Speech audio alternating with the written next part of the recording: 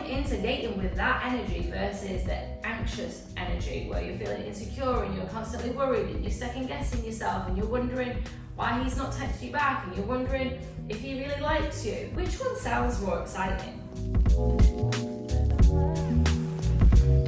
Hello my love, I am back and I have a question for you. If you're a 40-something woman and you know that you find yourself feeling anxious, insecure, or constantly worried about where you stand with men, then this video is for you. It might actually be time to stop dating for a little while. Here's why. An anxious attachment often comes about when you meet someone in a relationship and they're an avoidant or they're not fully secure. You keep attracting this specific type of man who is emotionally unavailable or can't honor your needs or can't communicate in the way in which you need them to. But with the anxious attachment style, it's not just about him and the relationship. It's actually bringing up a lot of other stuff, maybe that you've packed away for years. So it can bring up a lot of feelings of insecurity. It can have you overthinking a lot in any romantic relationship. You can take it from 0 to 100 really quickly. You end up hyper-focusing, possibly looking for red flags, or hyper-visualizing, as we call it nervous system work, looking for all the ways in which you can try and fix the way you're feeling with this person or towards this person, or have this person show up in a certain way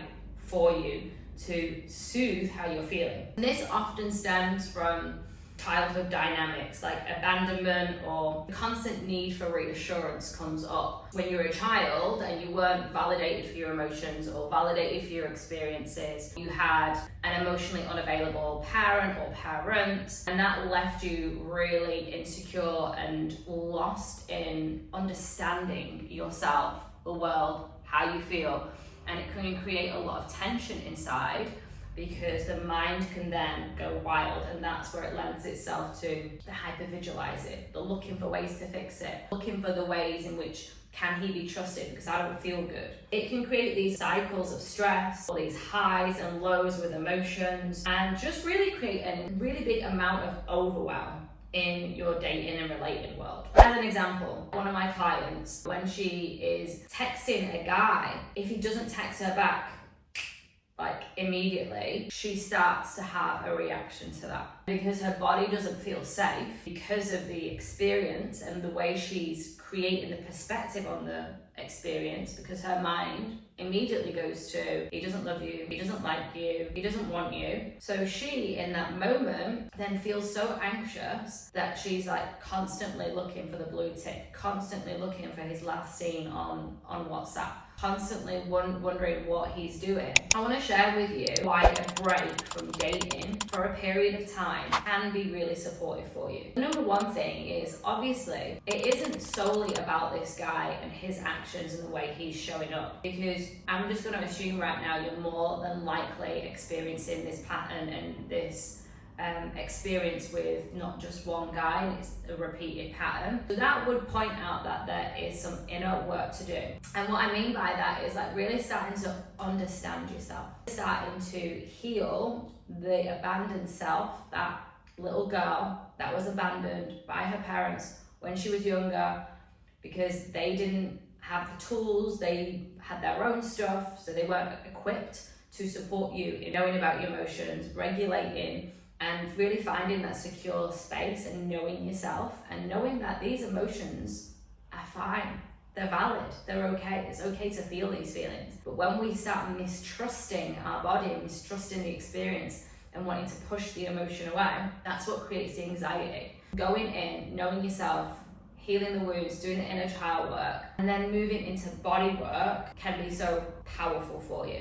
When you get to know your emotions and you validate them and you allow yourself to express them, your mind gets a lot clearer. You strengthen your system. There's a whole host of amazing things in the world right now to support us, right? There is meditation, breath work, inner child healing, masculine, feminine energies, parts were finding a community of queens to support you and hold you, emotional expression. There's so many things out there. One of the absolute game changers is getting your body involved in that. Having some sort of somatic experiencing as part of your inner work is foundational. Next piece is getting clear on what you want. So in that break, it's just such an amazing time for you to be able to be like, okay, so now I'm working on myself and building this inner security. I've got these amazing community of queens that really are on the same path as me in healing and getting to the raw, real, authentic self versus having to play out these patterns of anxiety and these patterns of like good girl programming, people pleasing. Now that you're in that space, this is just such an awesome time to have a break and be like, oh, okay, so now that